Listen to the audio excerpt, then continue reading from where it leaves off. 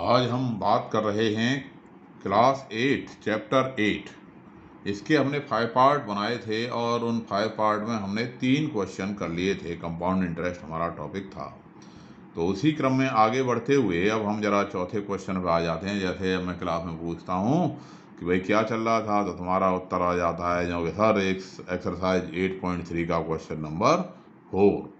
तो चलिए उसी तरह से हम क्वेश्चन नंबर 4 पे आ गए कि I borrowed Rs 12,000 from Jamshed at 6% per annum simple interest for 2 years. Had I borrowed this sum at 6% per annum compound interest, what extra amount would I have to pay? क्या अर्थ हुआ question का कि मैंने जमशेद से 12,000 रुपये 6% की दर से लिए थे। 6% की दर से सिंपल इंटरेस्ट पे लेता अगर 2 साल के लिए, और अगर इसी अमाउंट को मैं 6% पर एनम कंपाउंड इंटरेस्ट पे लेता 2 साल के लिए, तो भाई मुझे कितना एक्स्ट्रा ब्याज देना पड़ता। सवाल समझ में आ गया। सवाल कह रहा है कि यदि आई बोरोड 12,000 फ्रॉम जमशेद, यानी इसमें जो प्रिंसिपल है, जो पैसा उधार लिया गया है, प्रिंसिपल जिसे हम कहते थे मूलधन। मूलधन कितना है? मूलधन है 12,000।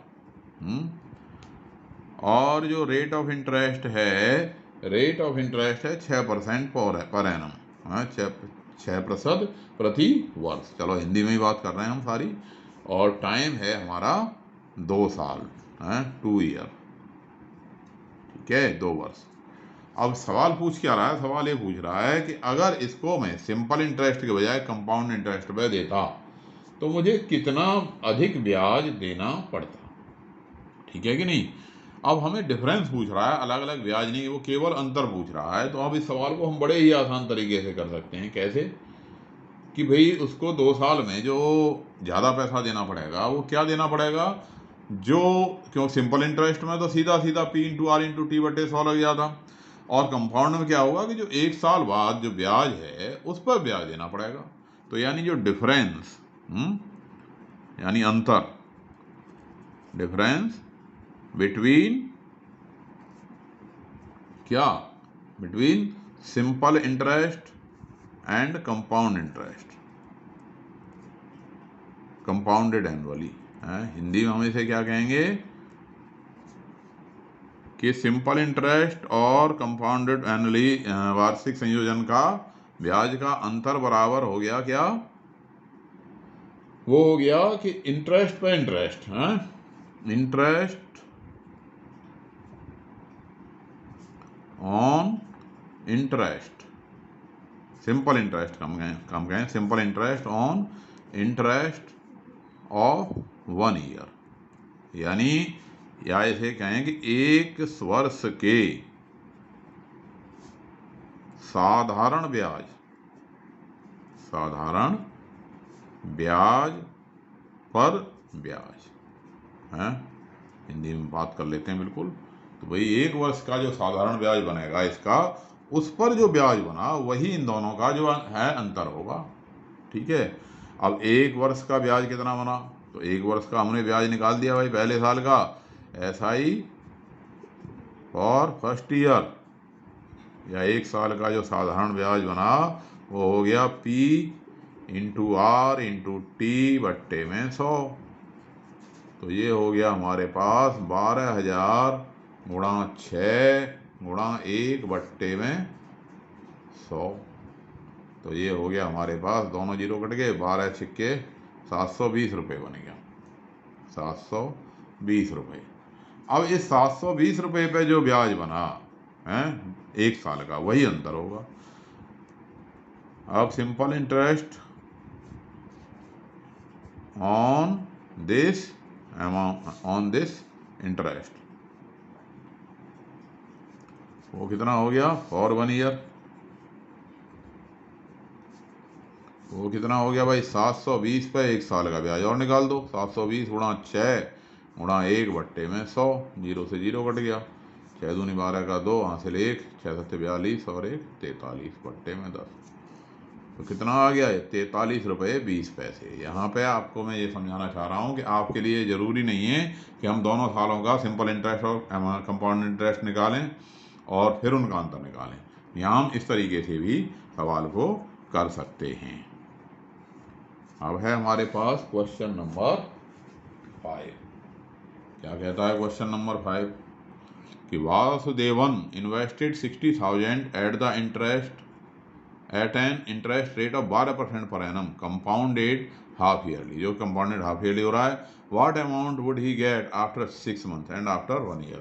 तो 6 महीने बाद उसे कितने पैसे मिलेंगे और 1 साल बाद कितने पैसे मिलेंगे।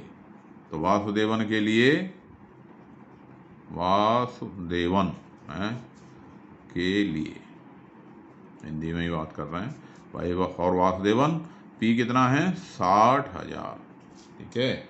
और जो रेट ऑफ इंटरेस्ट है वो है 12% पर एनम है, पर एनम यानी प्रति वर्ष 12% वार्षिक दर है।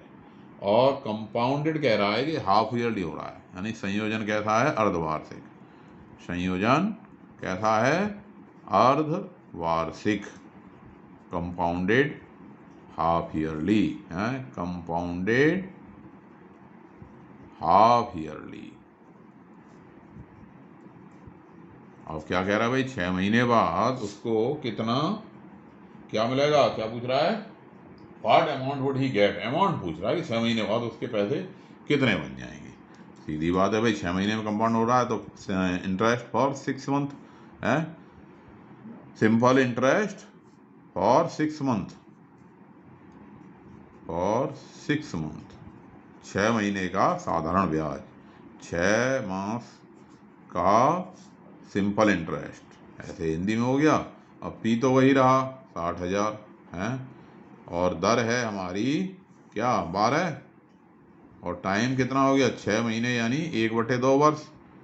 6 महीने को हम क्या कहें 6/12 वर्ष बन गया कि नहीं। P into R into T, P into R into T बटे में 100। तो P हो गया 60,000, R हो गया 12, और टाइम कितना हो गया 6/12 वर्ष बनाएंगे कि नहीं, बटे में 100। इसे काट दिया, 12 से 12 कट गया, 0 0 0 0, 6 से कितना कट गया 3600, 3600। तो ये क्या ब्याज आ गया 6 महीने का। तो इसलिए यहाँ पे 6 मास बाद मिश्र धन है, 6 मास बाद मिश्र धन है, अमाउंट आफ्टर 6 मिश्र धन, धन नहीं धन होता है धन, 6 मास बाद मिश्र धन after amount after 6 month, amount after 6 month 6 महीने बाद अमाउंट उसे कितनी मिल गई P प्लस आई, यानी यहाँ पे ये हो गया हमारे पास 60,000 प्लस 3,600, कितने हो गए 63,600। इतने रुपए उसको मिल गए 6 महीने बाद। अब पूछ रहा है दूसरे पार्ट में कि भाई 1 साल बाद कितना मिलेगा उसे 1 year, after 1 year. After 1 year क्या होगा, इस 63,600 पे 6 महीने का ब्याज और लग जाएगा। तो SI फॉर नेक्स्ट 6 मंथ, और नेक्स्ट 6 मंथ अगले 6 महीने के लिए जो ब्याज लगा है, यानी अगले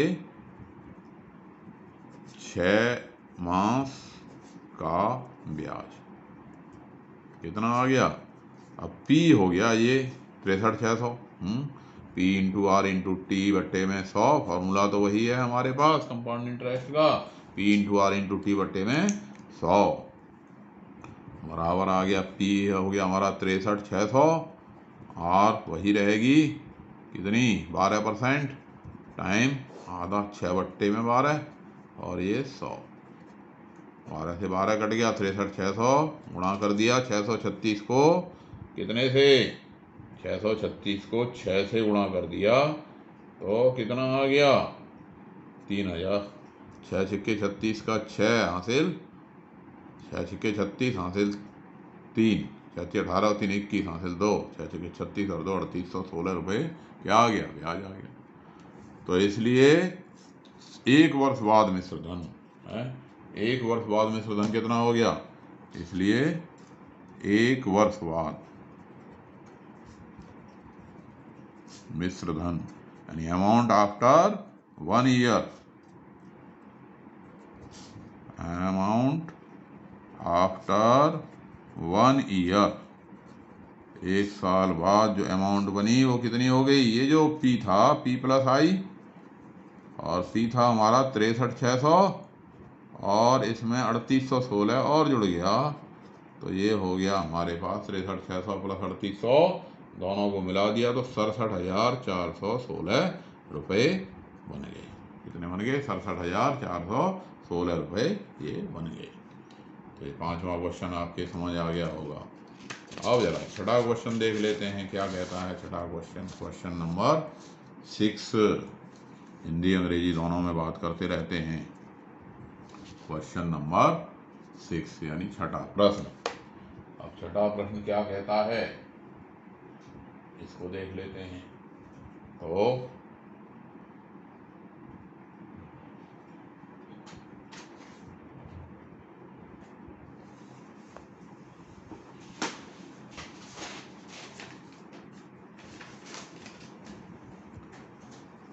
Arif took a loan of 18,000 from bank. Arif ने बैंक से 80,000 रुपये लोन लिया। If the rate of interest is 10% per annum, यदि ब्याज की दर 10% प्रति एनम है, यानी 10% वार्षिक है, तो find the difference in amount he would पे आफ्टर 1.5 ईयर, कि 1.5 साल बाद वो जो पैसा देगा उसमें क्या अंतर आएगा यदि कंपाउंडेड एनुअली हो रहा है तब, और कंपाउंड हाफ ईयरली हो रहा है तब। यानी क्या कहानी बनी इसमें छठे सवाल में? तो ये कंपाउंड इंटरेस्ट के सवाल बड़े ही थोड़े से समझने में जो है अच्छे लगते हैं। कि अब ये प्रिंसिपल हमारा आरिफ के लिए, और आरिफ के लिए, आरिफ के लिए, और आरिफ प्रिंसिपल है हमारे पास कितना? 80,000, और जो रेट ऑफ इंटरेस्ट है वो है 10% पर एनम।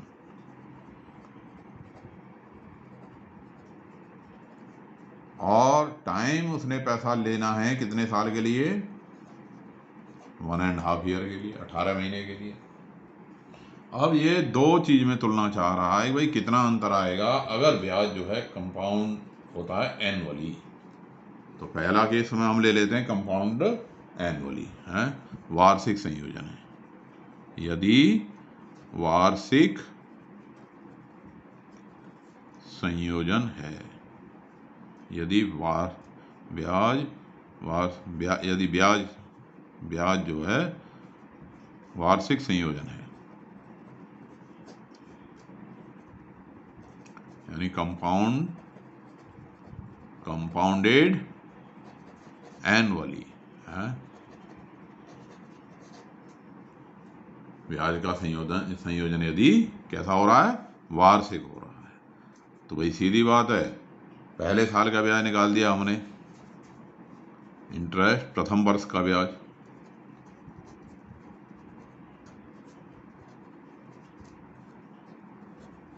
और इस ब्याज को हमने क्या कह दिया? I1 हो गया हमारे पास P into R into T बट्टे में 100, और P है 80,000, R है 10, टाइम है 1 बट्टे में 100, और ये आ गया हमारे पास कितना? 8,000 आ गया कि नहीं? तो एक साल बाद जो बना पैसा वो कितना हो गया? 8,000। तो हम इसे A1 से डिनोट कर देते हैं। इसी A1 equal to P plus I1 है कि भाई 1 साल बाद जमा करता तो उसको 80,000 प्लस 8,000 रुपये ये देने पड़ते। अगर वार्षिक संयोजन इतना होता तो 88,000 देने पड़ते। अब इस 88,000 रुपये 6 महीने का ब्याज है, तो अगले 6 मास का ब्याज है, तो अगले 6 मास का ब्याज, यानी इंटरेस्ट फॉर नेक्स्ट 6 मंथ, यानी इंटरेस्ट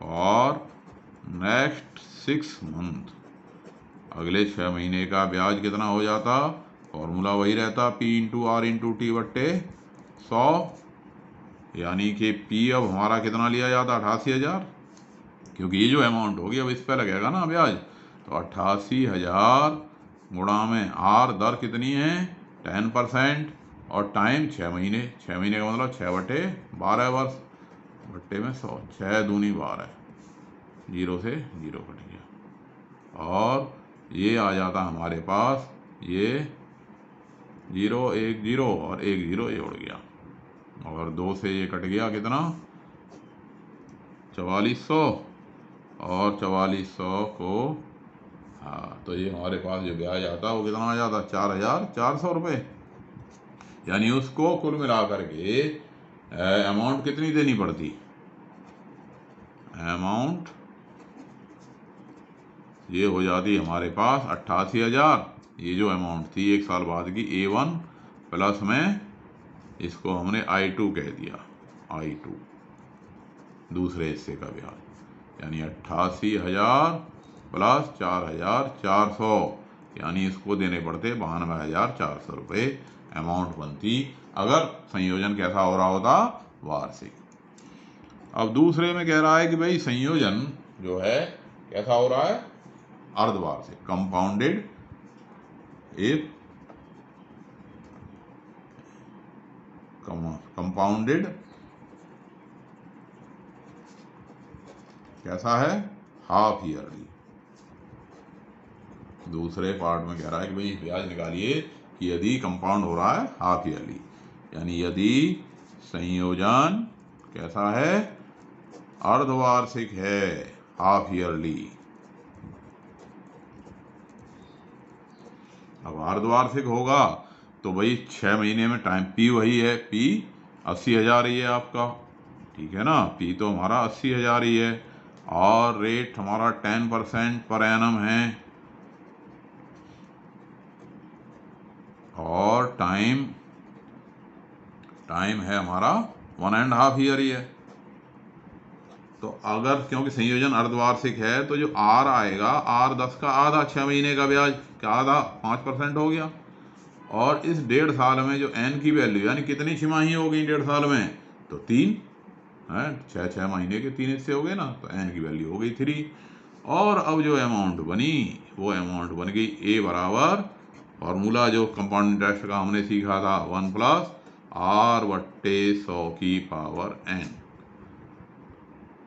A बराबर P 1 प्लस R बटे 100 की पावर N और P है कितना भाई, P है हमारे पास 80,000 और 1 प्लस R है 5 बट्टे में 100 की पावर 3, 5 से 20, 20 और 1 21 बटे 20, ये आ गया 80,000 गुणा 21 बटा 20 गुणा 21 बटा 20 गुणा 21 बटा 20, ठीक है कि नहीं। अब इन सबको हमने काट दिया, 0 0 0 1 2 3 0, 2 दूनी 4 दूनी 8, कितना रह गया 10। अब 21 का घन मुझे तो मौखिक याद है, तुम में से भी कुछ को याद होगा जरूर भाई, 21 गुणा 21 गुणा 21, 21 का वर्ग तो सबको याद होगा 441 और 441 को 10 से गुणा करते हैं तो वो आ जाता है 9,261 है। अगर हम कंपटीशन की तैयारी कर रहे हों तो ये चीज़ें हमको मौखिक याद होनी चाहिए। तो ये आ गई अमाउंट कितनी 92,610, आप गुणा करके निकाल लेना। चलो 21 गुणा 21 से 441, 441 को 21 से करोगे तो 9,261 आ जाता है, 21 का घन होता है 9,261 और 10 से गुणा हो गया तो 92,610, ये हमारी क्या आ गई अमाउंट आ गई, जो उसको अगर संयोजन कैसा होता है अर्धवार्षिक होता है तो इस तरह से उसकी 92,600 अमाउंट आएगी। क्लियर, चलिए आगे चलते हैं। अब है हमारे पास ये क्वेश्चन नंबर 7, क्या कहता है क्वेश्चन नंबर 7, पढ़ लेते हैं जरा ऐसे 7 को। Question number 7.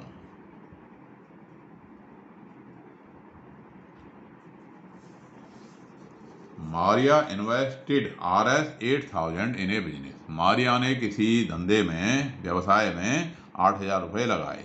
She would be paid an interest 5% पर एनम कंपाउंडेड एनुअली. और उसको जो ब्याज मिलना है वो कितना मिलना है? 5% वार्षिक की दर से मिलना है. तो find the amount credited against her name at the end of second year. और दूसरा सवाल पूछ रहा है the interest for the third year. अब सवाल को समझो, सवाल पूछ क्या रहा है भाई. सवाल ये कह रहा है कि कोई मारिया है और मारिया ने 8,000 रुपये लगाए. यानी पी की वैल्यू तो हमारी कितनी होगी? सीधी सीधी 8,000 रुपये होगी कि नहीं? इसमें तो कोई शक वाली बात है ही नहीं. और जो रेट ऑफ इंटरेस्ट है वो 5% पर एनम है. ठीक है.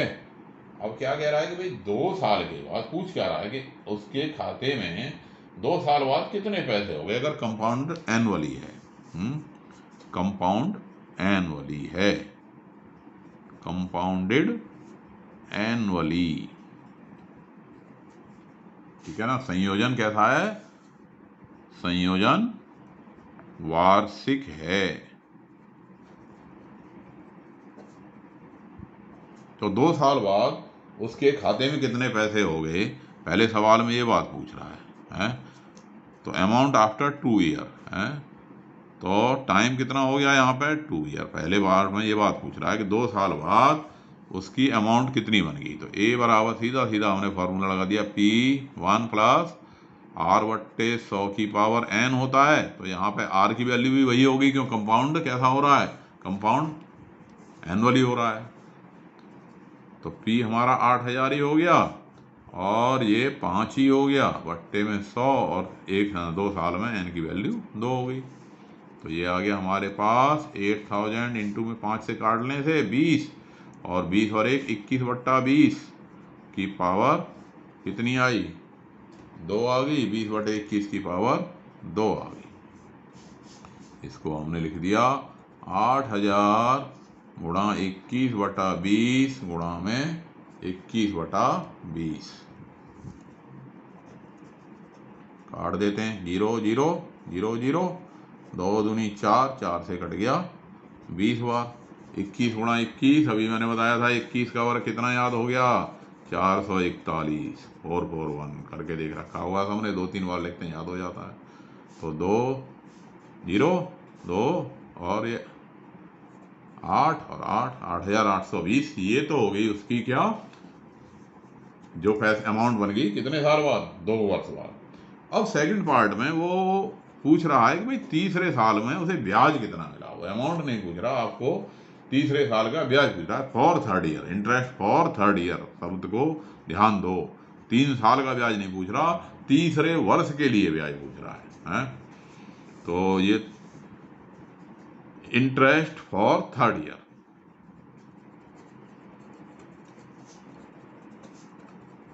थर्ड, इस वर्ड पर ध्यान देने की जरूरत है. तीसरे वर्ष का ब्याज.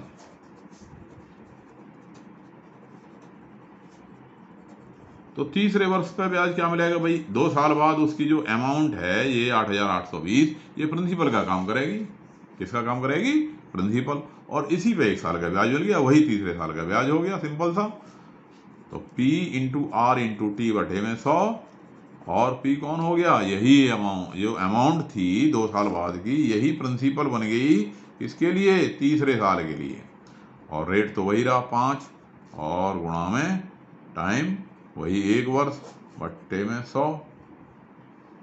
तो 0 से 0 कट गया, 5 दूनी 10 और 2 से ये आ गया कट के 441 रुपये. तो 441 हो गया ये interest for the third year है. ये चौथे वर्ष का ब्याज आ गया. एक क्वेश्चन. अगला अब 8वां question.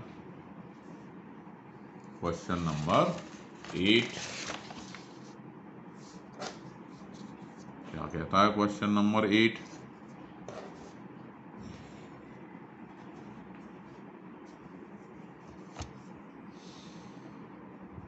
Find the amount and the compound interest on RS 10,000 for 1.5 year at 10% per annum compounded half yearly.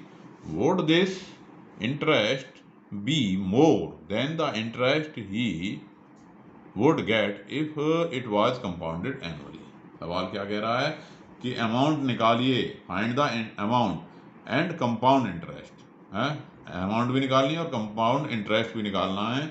यदि P कितना है, 10,000 है और टाइम 1.5 साल है और रेट 10% पर एनम है, कंपाउंडेड हाफ ईयरली हो तब, और what interest would be more than the interest he would get it is compounded annually.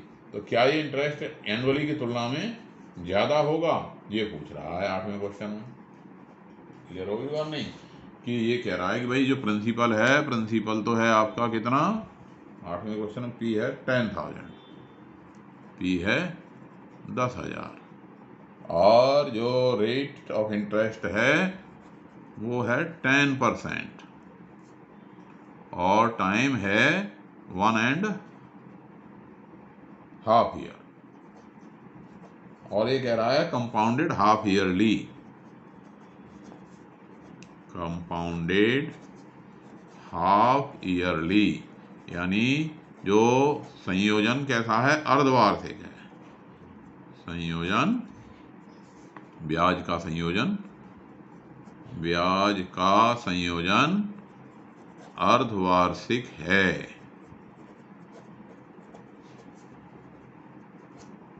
ब्याज का संयोजन कैसा है, अर्धवार्षिक है। तो पूछ रहा है कि भाई अमाउंट कितनी बन गई, चलो निकाल देते हैं भाई। अब अर्धवार्षिक है तो जो R की वैल्यू है स्मॉल r से हमने नोट कर दिया क्योंकि आधे साल का ब्याज है 10/2, ये कितनी होगी 5%। ये स्मॉल r से हमने इसलिए नोट कर दिया ताकि इनमें अंतर बना रहे, क्योंकि ये कैसा है पर एनम है, ये क्या है पर एनम वार्षिक है, और ये कैसा हो गया, ये हो गया अर्धवार्षिक है। और n की वैल्यू यानी छिमाही कितनी हो गई इसमें, 1.5 साल में तो 3 बन गई है, n = 3, इसलिए A = P 1 + R/100 की पावर n, ये बन गया कि नहीं। अब P है हमारे पास 10,000, 1 + 5/100 की पावर n यानी 3, 5 से कट गया 20 और 1 + 1/20 कितना हो गया 21/20। तो कितना आ गया है 10,000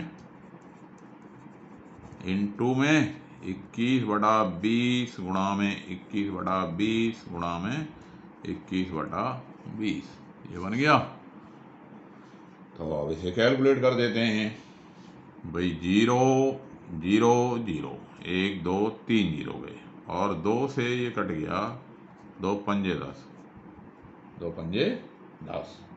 तो अभी हमारे पास यहाँ ऊपर 23, अभी 21 का क्यूब कई बार आ चुका है तो याद भी हो गया होगा, 21 × 21 × 21 कितना आ जाता है 9,261 आ जाता है, याद भी हो गया होगा, और 2 दूनी 4। अब इसे गुणा करके भाग कर देते हैं, 5 × 9261 गुणा कर दिया, 5 × 1 = 5, 5 × 1 = 30 का 0 हासिल 3, 5 दूनी 10 और 3 13 हासिल 1, 5 × 9 = 45 और 1 46, 46,305/4। अब इसे भाग लगा देते हैं, 46,305 को 4 से भाग लगा दिया, कितना आ गया 4 × 1 = 4, 4 × 1 = 4, 4 पंजे 20 और क्या बचा 1, 4 दूनी 8, तो 76.25 भाग लगा दिया, 11,576.25। तो इसलिए चक्रवृद्धि ब्याज कितनी आ गई, इसलिए कंपाउंड इंटरेस्ट चक्रवृद्धि ब्याज, चक्रवृद्धि ब्याज यानी कंपाउंड इंटरेस्ट, कंपाउंड इंटरेस्ट कितनी आ गई A - P, तो ये आ गई 11,576.25 माइनस 10,000, तो ये आ गई 1,576.25 रुपये। ये आ गई चक्रवृद्धि ब्याज। तो इस तरह से ये सवाल ख़त्म करेंगे, अगली वीडियो में फिर मिलेंगे।